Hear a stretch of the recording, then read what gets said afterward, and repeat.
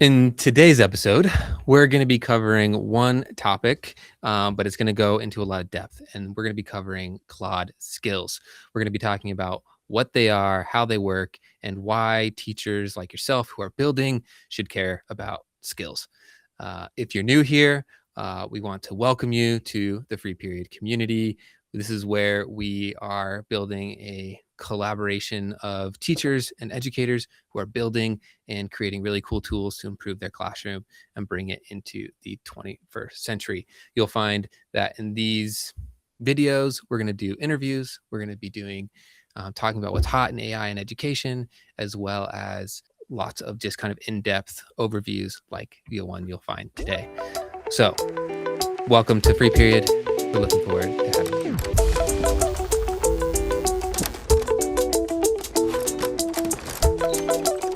So for the first segment that we have on our agenda today, I guess, Adam, welcome back.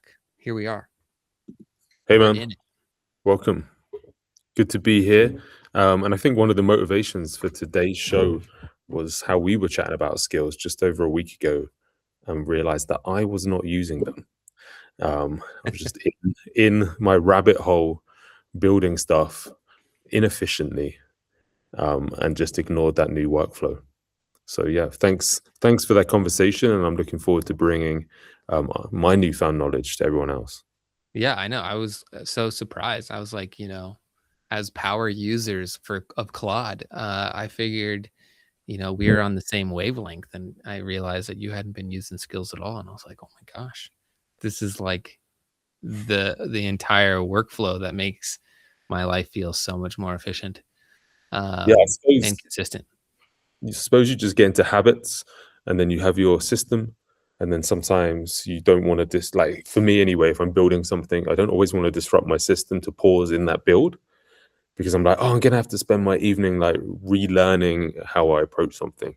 But then whenever I do, never takes as long as I thought it would, and I'm always then like churning stuff out much faster. So I'm glad Yeah. I made that pause this time. Yeah. But before we get into skills, one of the things that would be helpful for us to touch base on is just some cool new what's hot in AI and education. And we were able to kind of identify a few articles that were kind of helpful and thought that as the community might find interesting as well. But Anthropic plus Teach For All recently had a collaboration where they brought Claude tools to like 63 different countries. And they were helping some teachers learn how to kind of gain AI fluency and then also build some tools. So here, I'll share my screen and show you what this article is showing.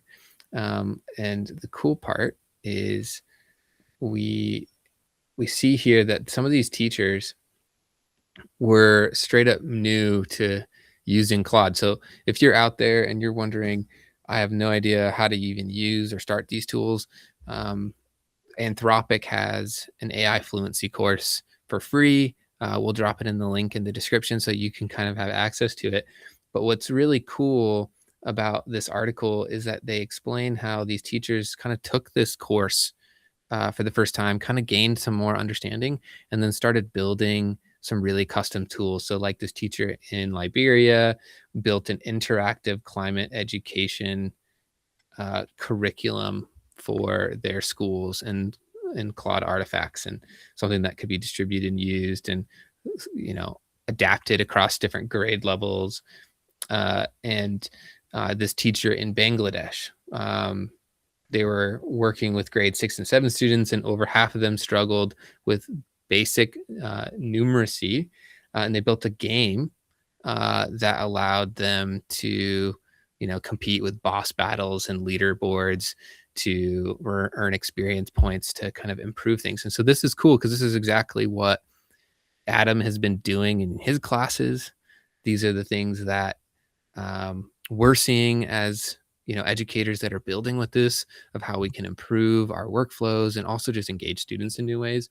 And it makes it fun because there's something really cool about being able to adapt an app or a game on the fly to help you based off your students' feedback. And you can do that so effortlessly.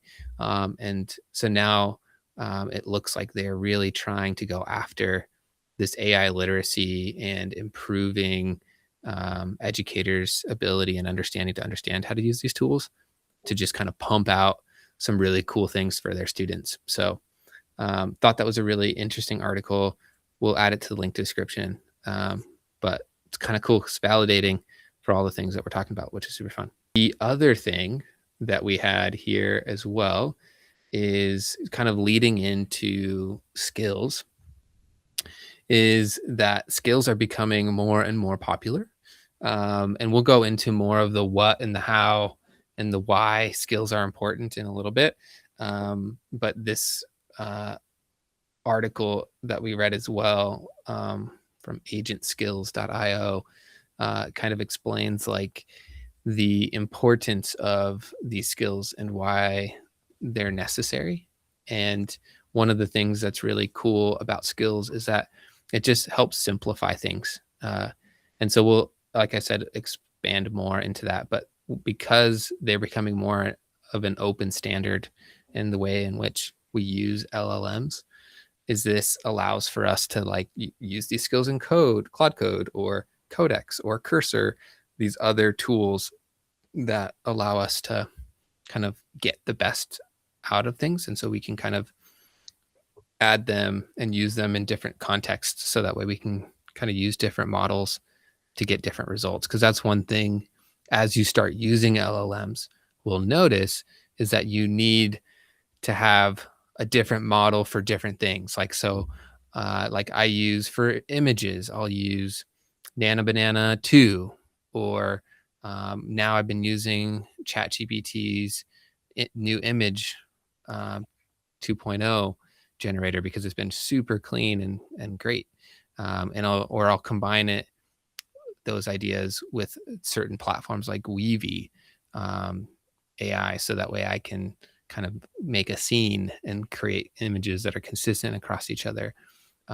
Whereas like Gemini is really good for analyzing YouTube videos or video kind of context because it can kind of analyze and access YouTube really accessibly. So every model has their own strengths, and so it's kind of using them to your advantage. So it's cool that skills are something that you'll be able to transfer across those different models. So something really kind of fun and cool, and it's a great segue into why this is important. So with that like, second, yeah, go for it. you say, for those people listening, thinking like, what is a skill? How did you define it to me the other day? Because even I was, when you're like, you're not using skills, I was like, what? I mean, like, I don't get what you mean. So how would you define a skill in this like most simplest form? Yeah. So essentially what a skill is, based off of kind of what I understand, is it's a folder of instructions. So the best kind of way I've described it is kind of like a standard operating procedure. So if you were to have a new employee and you wanted them to answer the phone a certain way, you probably would give them a script. You would say, here's how you say this, and here's how you respond to this type of thing. Here's how I want you to answer the phone. This is how I want you to like exit a conversation on the phone, those kinds of things.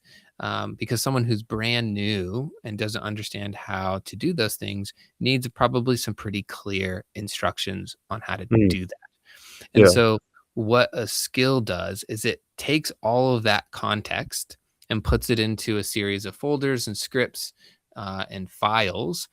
So that way, when an LLM pulls that skill, when you load it in and you say, hey, I want to use this skill to build me a free period rundown podcast analysis or something like that, it can go through each step of in that folder to make sure that it's producing the same output every single time. Mm. Right. So So, it makes it super relevant for what we're just keeping consistency. yeah. So I was chatting to my friend that just yesterday, who's just started using Claude after recommending it. And he's running into those same kind of hurdles that you do when you first start. Like his chat length is maxing out.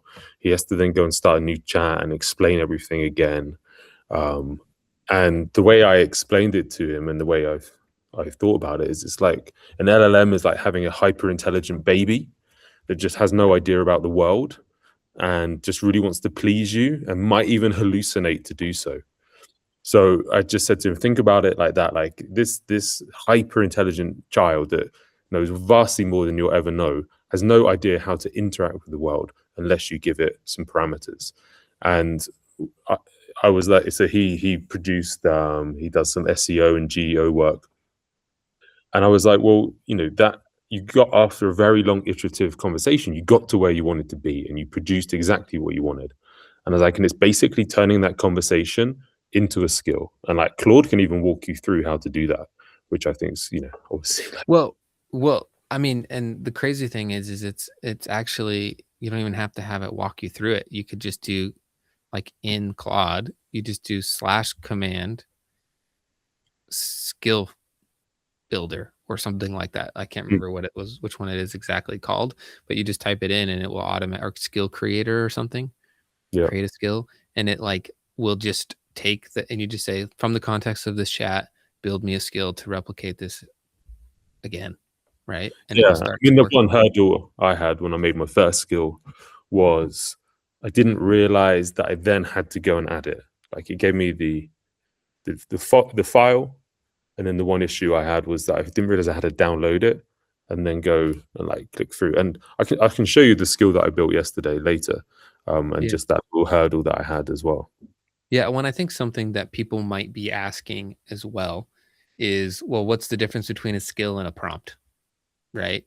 Because I know I've been talking to a lot of colleagues and other folks about, oh, I have this prompt that I use to get my grammar right.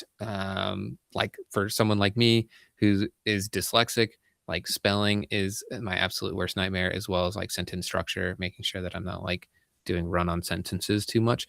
So I use AI to help me just take what I've written and just make sure that it's not like sounds like a 4-year-old. And so what's helpful with the difference between a prompt and a skill is a prompt I could be like, here's what my criteria is for grammar, right?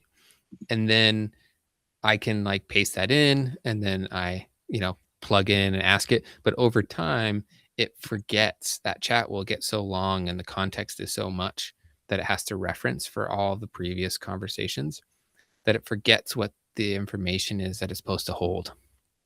And so then you have to take that prompt and paste it into a new chat and then you do the process all over again until it starts to not produce the result you want. And so what is helpful about a skill is that instead of having to like copy and paste that prompt every time, you can just kind of build it once and then you can just say, "Hey, using my grammar skill, can you check my grammar on this, email?" And it Mm. can do that every time with perfect accuracy because it's referencing only that information to check it. Yeah, that So it's makes kind of sense. cool. Yeah. The Yeah. So I guess like the hot take there would be, prompts are the tools you hold, right? Whereas skills are the tools that hold themselves. So meaning that the prompts are the things that you can kind of have a collection of, and then you can take all those prompts and put them into a skill to where they kind of run through a sequence. So it could be like, I like this sort of result. And it could be a series of prompts that get to that result that the Mm. AI can ask itself every time reliably. And the cool part that I think for those of you that are really thinking about this space and like where it's going, and even just how the agentic economy is coming, right? And how things are going to be more autonomous and things are happening. The way that those agents operate autonomously and can act on their own accord is because they have a set stack of skills. So they reference these files and standard operating procedures to produce the same outcome every time. So it'd be like, if you want your agent to, you know, create a lesson plan, you could have it do that for you by feeding it an idea and then it can do the whole process, and then you Mm, can adjust it, and then that could be part of the editor skill stack. yeah. So Yeah, and I it's suppose pretty like cool. a lesson in itself, we have plan has a standard operating procedure. You have your starter, your lesson objectives, your activities, your plenary or summary, and that's really what a skill is, just giving Claude some guidance or any other LLM some guidance on what you want as your output. Yeah, for sure. And I think that that's what I like your analogy, right? Because it creates that kind of visceral imagery of just like it's like a baby that's hyper intelligent, right? Because it knows everything, but it doesn't know where to go, right? Or what to do. You still need some guidance and structure of how to navigate life, right? And so you're just providing that.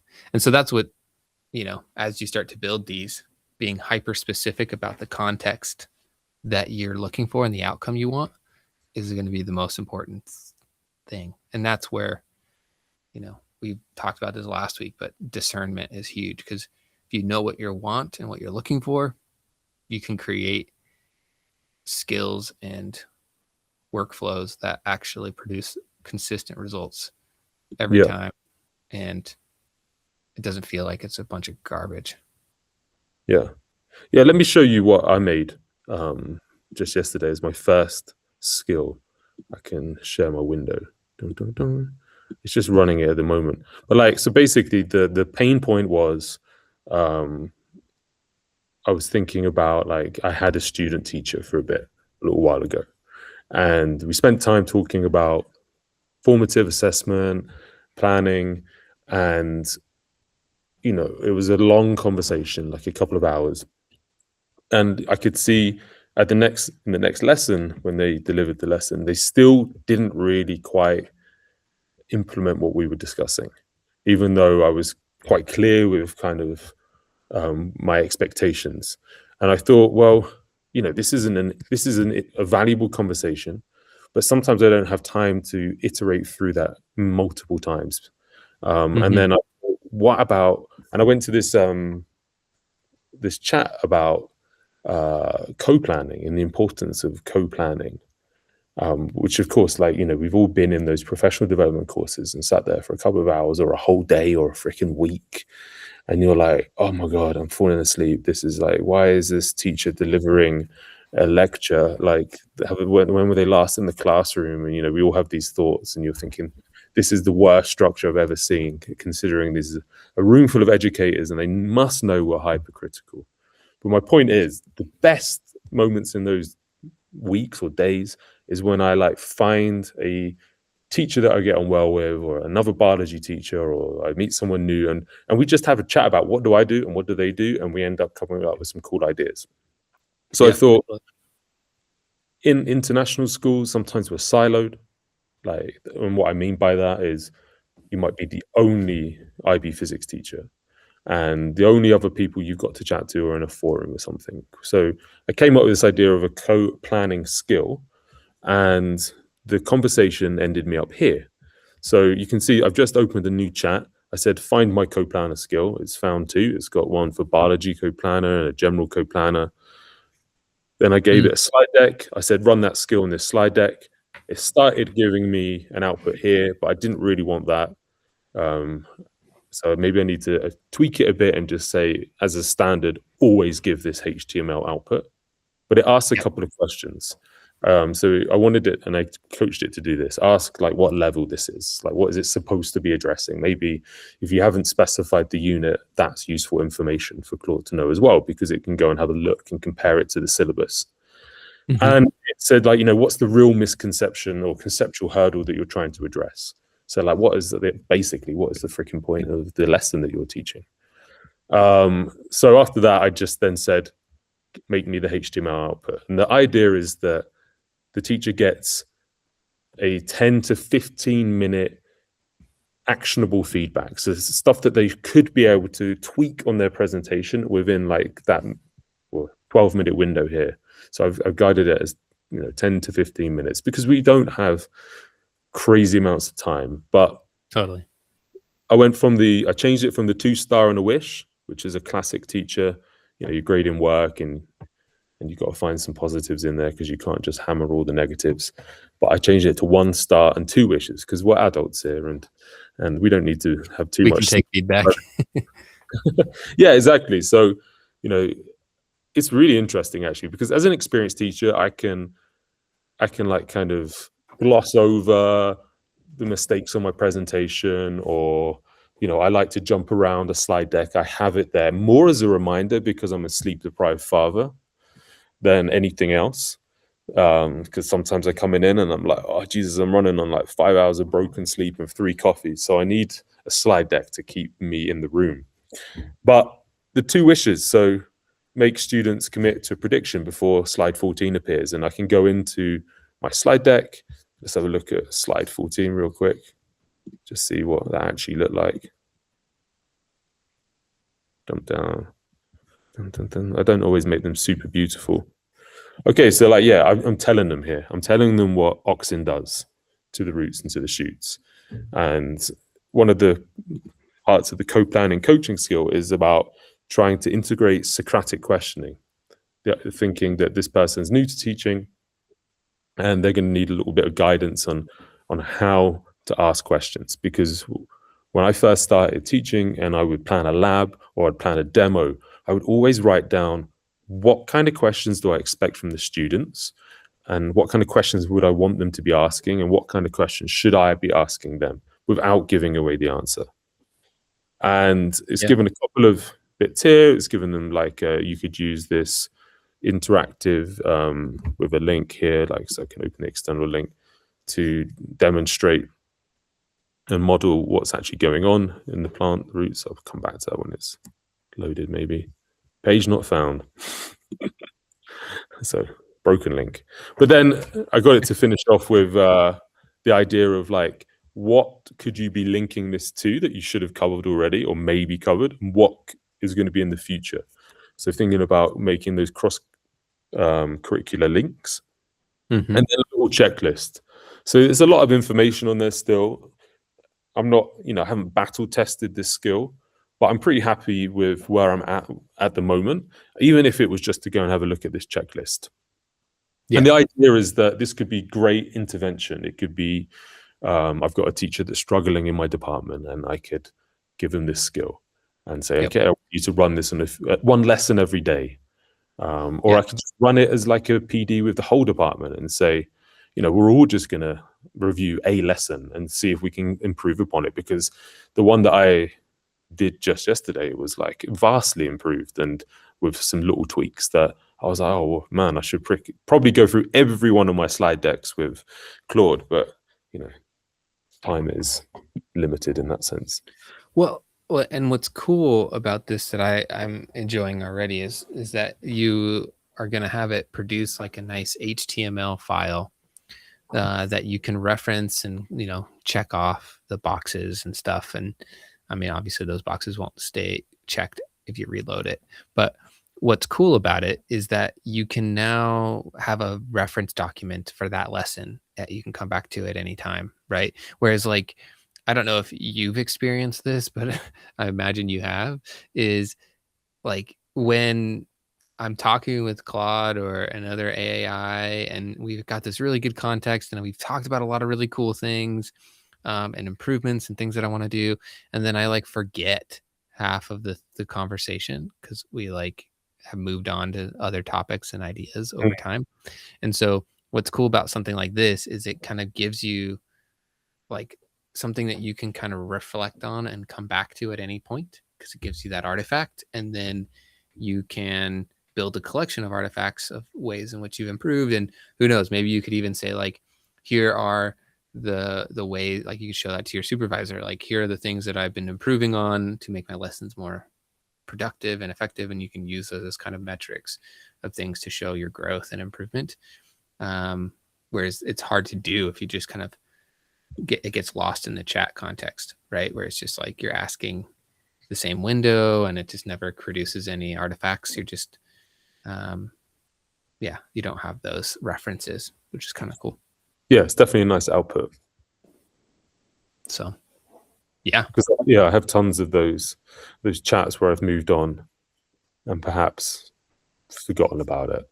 And I try to give them a nice subtitle because, but like, when you enter this sphere, you just start moving so fast because you have so many ideas as you've realized that your creativity is now just opened up.